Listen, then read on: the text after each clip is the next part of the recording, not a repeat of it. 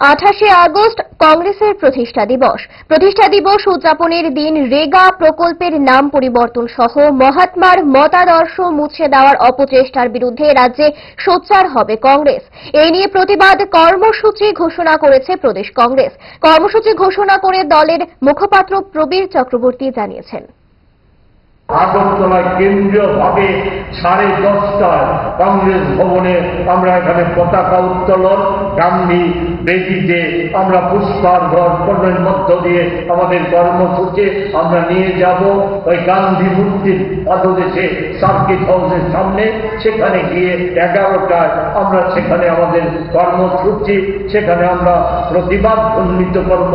এই ভারতবর্ষে সবচাইতে স্বাধীনতার পর গ্রামীণ জনগণের উপর যে আক্রমণ নামিয়ে এনেছে, মহাত্মা গান্ধীর নামাঙ্কিত রেগাকে বাতিল করার মধ্য দিয়ে, ওনার নামকে মুছে দেওয়ার মধ্য দিয়ে এর প্রতিবাদে এবং যে সাম্রাজ্যবাদের সাম্প্রদায়িকতার যে ষড়যন্ত্র, এর বিরুদ্ধে আমরা দেশবাসী রাজ্যবাসীকে ঐক্যবদ্ধ করার প্রয়াস আমরা নেব। এই কর্মসূচি হচ্ছে আমাদের সামনে আপাতত প্রধান কর্মসূচি। আর আগে যেটা বললাম, চা বাগানগুলিকে ধ্বংস করার যে প্রক্রিয়া, সেই প্রক্রিয়া বন্ধ সহ আমাদের এই সমস্ত বিষয়গুলিতে শ্বেতপত্রের দাবিতে আমাদের যে আন্দোলন, সেই আন্দোলন আমরা নানাভাবে রাজ্যের মানুষকে একতাবদ্ধ করে আমরা বেগবান করে তুলব।